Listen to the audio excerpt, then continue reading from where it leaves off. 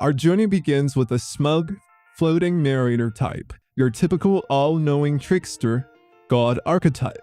Somewhere in a 5-star orbital restaurant, a woman politely requests a meal, only for her chopsticks to snap in two, like her will to live. The trauma? Immeasurable. The symbolism? Obnoxiously on the nose. The narrator? Loving every second of it? In this universe, utensils don't just break, they destroy souls. Fast forward 2 years and Liam, our so-called evil lord, regains consciousness, not from a galactic battle or a coma of cosmic consequence, more like a glorified nap. He immediately checks his body, expecting a glow-up. Reality check. He still looks like a potato with delusions of grandeur. Amaji, his A-maid and only competent ally, informs him he's still growing. Not emotionally, of course, just enough to maybe fit his shoes. Liam, inspired by his renewed mediocrity, decides to dabble in adulthood. He asks about the state of his domain, a rare flicker of responsibility. Turns out Amaki, a glorified bureaucrat with the patience of a saint, kept everything running smoother than Liam's brain. He thanks her like a gamer, thanking his support character after they carry the match, then saunters off to inspect his military. In the hangar, Liam stumbles upon a fleet of battleships and luxury grade mechas. He hops into one like a spoiled child in a sports car and marvels at the controls, which respond to vague intentions and dramatic flair rather than actual skill. Of course, he insists on a duel. The squad captain humors him with a staged loss, but Liam, ever allergic to self-awareness, demands a rematch and gets thoroughly wrecked. Because piloting a war machine doesn't mean you're a warrior. Who could have guessed? Bruised but not humbled, Liam returns to his manor and begins barking orders like a dictator.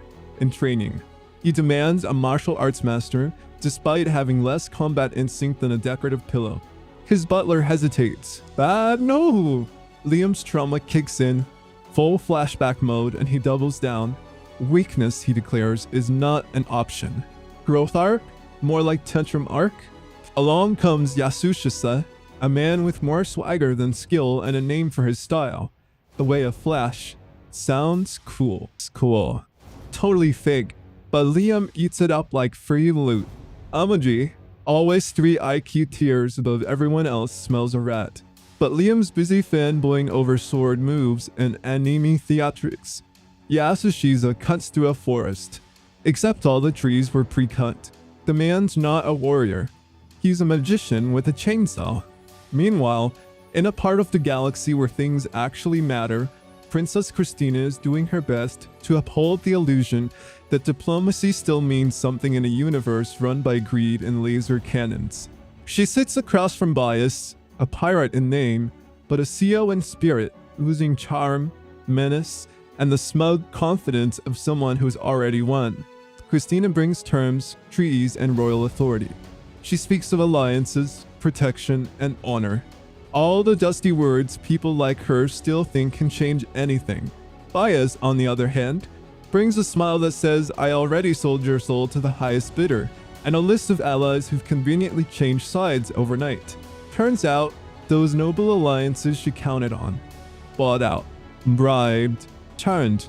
Every one of them sold her out for a fat stack of credits and a guaranteed seat at the next bloodbath.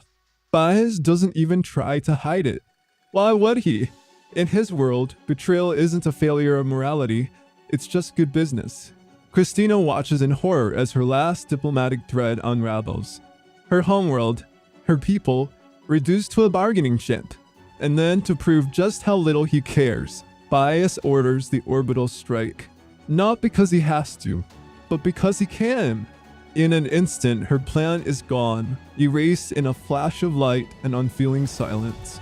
No warning, no mercy, just pure spectacle. A war crime wrapped in a business decision, topped with a smirk. This isn't politics, this is sadism with a corporate logo. And Christina? She just became the galaxy's newest lesson in why hope is a liability. Back at the ranch, or rather, his opulent estate turned glorified training ground, Liam is hard at work brutally assaulting innocent wooden targets with all the grace of a caffeine, idle toddler wielding a lightsaber. Each swing of his katana is less a technique and more a tantrum. His stance? Non-existent. His form? Offending to physics. The wood, if it had feelings, would file for assault and emotional damages. Amaji, watching this display of martial incompetence, does what any responsible A-maid/combat advisor would do. She offers gentle, calculated feedback. Adjust your grip. Center your balance. Try aiming. You know the basics. But Liam, he wants to skip the whole learning part and jump straight to becoming a sword god. Patience is for peasants. He demands results, now, preferably with dramatic wind effects and awe-inspiring explosions. Unfortunately, reality doesn't run on anime logic. His current level of swordsmanship ranks somewhere between cosplayer with a stick and drunken LARP enthusiast.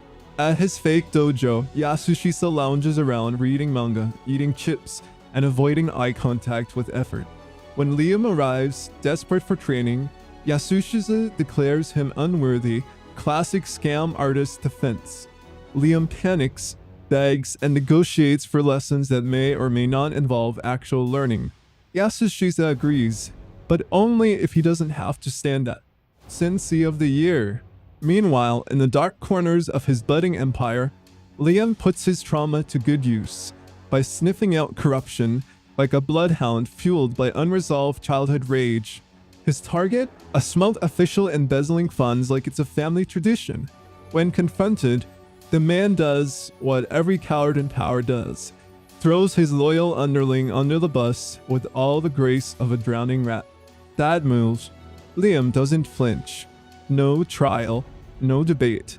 Just one clean slice and the man's head hits the floor before his excuses do. It's brutal, efficient, and honestly kind of therapeutic. Because in Liam's twisted vision of justice, corruption isn't the problem. It's who gets to profit from it. And spoiler alert, it sure as hell isn't anyone but him. After witnessing the elegance of a clean decapitation solving more problems than years of paperwork ever could, Amaji, ever the pragmatic A-maid, offers a solution only a true villain could love: a digital purge. Her proposal? Phase out the meatbags?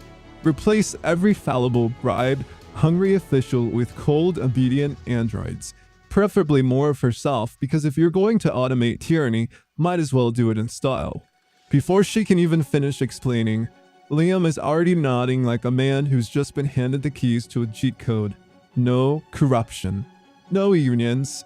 No emotional breakdowns or moral dilemmas. Just pure, streamlined, authoritarian efficiency. The Empire's bureaucracy gets a shiny software upgrade, and Liam walks away with total control, minus any actual responsibility. It's the perfect setup for an evil overlord in training: maximum power, minimum paperwork, and all the plausible deniability money can buy. Liam's kingdom starts to look disturbingly functional. Schools, jobs, housing, utopia, level stuff if you ignore the executions. He's not leading with wisdom. He's just removing obstacles until progress happens by default. Still, the people cheer, probably because it's safer than complaining. Years later, Liam challenges his captain again, this time with 3 years of mediocrity under his belt. He needs a new mecha, one with actual manual controls, because now he wants to suffer like a real warrior. From broken utensils to war crimes, from lazy frauds to revolutionary ace, Liam is building his empire not with brilliance, but with blind determination and enough missteps to fill a galaxy.